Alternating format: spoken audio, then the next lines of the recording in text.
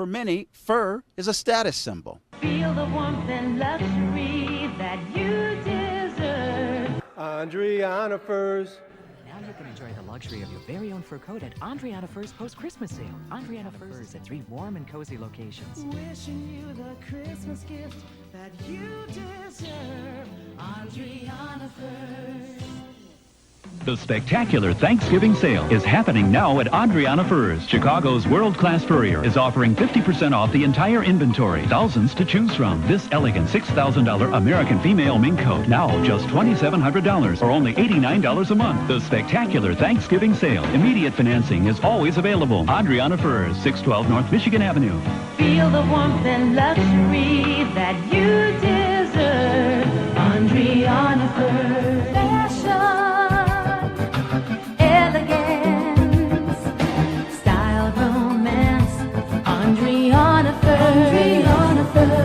Feel the warmth and luxury that you deserve. Andriana Furs. Style, romance. Andriana Furs. Andriana Furs, the world's finest quality, selection and service at incomparable prices. Andriana Furs. Andriana Furs. Feel the warmth and luxury that you deserve. Cover up with the world's finest Andriana Furs. This is about closing one of only 3 black furriers in the entire United States. Today, Chicago City Council members voted against banning new sales of fur in the city. It's something that would have directly impacted local businesses like black-owned Island Furs. We've been in business for over 30 years, serving the community and doing our best to be a part of the economic growth of our city. The ordinance was an effort to fight animal cruelty. Those in support of it say it would have helped the economy. The natural fur market has dropped by 40%, and advocates and researchers estimate that we are going to see the increase in market share for fur alternatives triple by 2030. Synthetic furs are bad for the environment, and it's bad for humans. Located just down the street from Island Furs is Andrea Furs, who has over 100,000 clients in Chicago.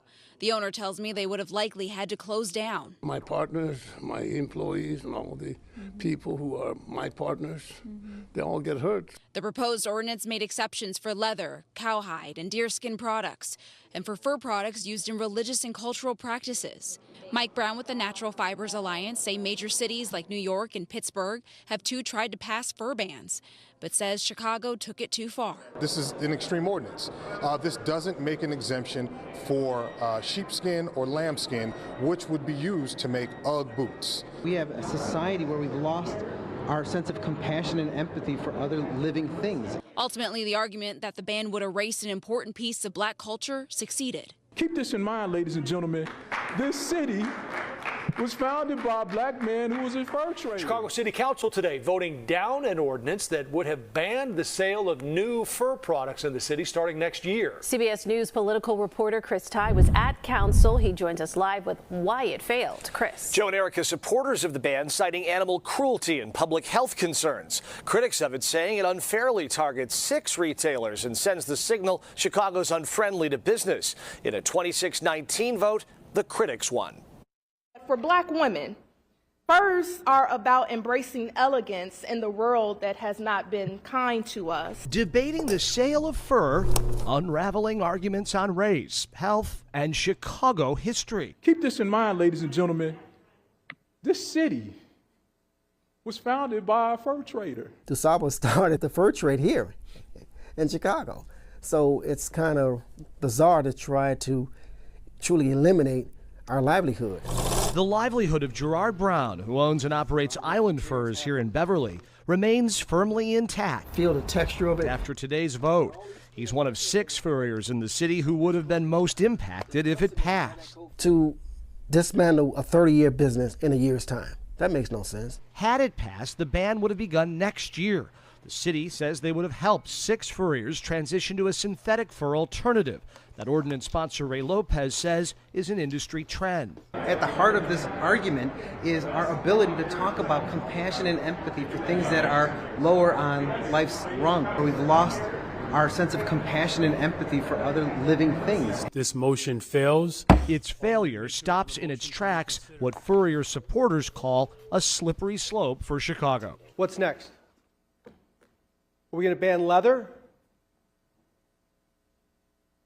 Are we going to ban beef? Are we going to close McDonald's across our city? This ban would have also meant a ban on UGG boots sold in the city because of how they are made. Live in the newsroom, Chris Ty, CBS News, Chicago. Joe and Erica. All right, Chris, thank you. Today, City Council plans to vote on a high-profile police settlement. As Marissa Perlman reports, it dates back to a Chicago protest over the death of George Floyd at the hands of police in Minneapolis, and a huge change for city businesses that sell real fur. A lot going on, Marissa. Yeah, that's right. It's going to be a busy day here at City Hall. Yeah, this bill would basically stop you from being able to buy a new fur coat here in the city limits. It would target 6 different furriers across the city of Chicago. Now, if it passes, the businesses would have about a year to make a change and would only be able to sell faux fur. Just last week, if you remember, the ordinance passed the council's License and Consumer Protection Committee. Now, the bill does not include leather, secondhand fur, or clothes made for religious reasons. Supporters of the bill say the way that animals are trapped, bred, and killed for their pelts leads to suffering and public health risks. But clergy members and community leaders, including several aldermen who oppose the bill, rallied alongside furriers today. Now, they say their proposal would shut down several local businesses, including Island Furs. This is a black-owned business that has been on the South Side for nearly 30 years. What I do is art. What they consider, I can understand if people don't want to wear my product. That's okay. That's what makes things, our country, freedom of speech. So, freedom of choice. This is about closing businesses. This is about closing one of only 3 black furriers in the entire United States. I can't believe we're here today, that this is actually going to come to a vote. This is about shutting down businesses that have been a staple in our community for over 30 years. Now, as you mentioned, Murray, we are also watching to see how City Council votes on that high-profile settlement involving a protester and a police officer. Miracle Boyd says she was punched in the face by a police officer during a 2020 protest in Grant Park. The then 18-year-old was calling to defund the police in the wake of George Floyd's death. She says a now former police officer, Nicholas Jovanovich, approached her at the time. Boyd says he hit her in the face, knocking out her tooth while demanding her phone. This week, in a 22-7 decision, the Finance Committee voted in favor of a $280,000 settlement. Now, no formal charges were ever brought against that former officer. The settlement is scheduled to go in front of a full City Council vote that's set to take place here any minute, right here at City Hall. We'll bring you the latest as soon as both of those votes come down. For now, we're live outside of City Hall. I'm Marissa Perlman, CBS News Chicago. Thank you, Marissa. A Chicago woman who had her teeth knocked out by Chicago police is speaking out. Miracle Boyd was with the group that tried to pull down the Columbus statue in Grant Park on Friday. She's also an active voice against gun violence. Now, cell phone video from Friday appears to show an officer punching Boyd in the mouth as police tried to clear Grant Park. There is no way I should have left a protest bruised and battered for exercising my freedom of speech and freedom to assemble.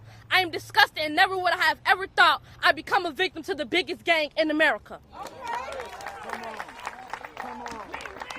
I put my body on the line protecting friends and strangers because if I was in the situation, I want to... As an officer may have attempted to knock her down her phone as things got ugly in Grant Park, some demonstrators launched a coordinated attack on police, firing objects at officers. Mayor Lightfoot is defending both sides, demonstrators' right to free speech and police officers safely doing their jobs.